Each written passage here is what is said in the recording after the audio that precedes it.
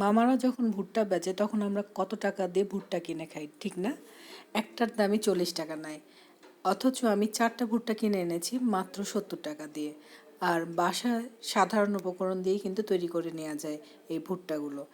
আমি ভুট্টাগুলো সব কিছু ভালো করে ছিলে টেলে পরিষ্কার করে নিলাম, এখন টিস্যু দিয়ে মুছে নিলাম। এখন এই পর্যায়ে নিচ্ছি সামান্য তেল আর মরিচের গুঁড়া, খুব ভালো করে মিশিয়ে নিলাম। আর ভুট্টার গায়ে লাগিয়ে দিতে হবে, খুব ভালোভাবে কিন্তু লাগিয়ে নিতে হবে পুরাটা। হাত দিয়েও মেখে নিতে পারেন। আর এখন চুলায় এপিট ওপিট করে খুব ভালো করে ভেজে নিতে হবে, যাতে পুরো একদম পুরো একটা ভাব আসে, খেতে মজা লাগে এই রকম। আর এই পর্যায়ে আমি নিয়ে নিলাম সামান্য লবণ, গোলমরিচের গুঁড়া সামান্য, আর সামান্য মরিচের গুঁড়া দিয়ে খুব ভালো করে মিশিয়ে নিলাম।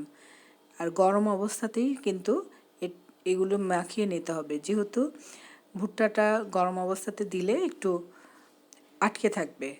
একদম গরম না, হালকা গরম থাকলেই হবে। এই তো হয়ে গেল।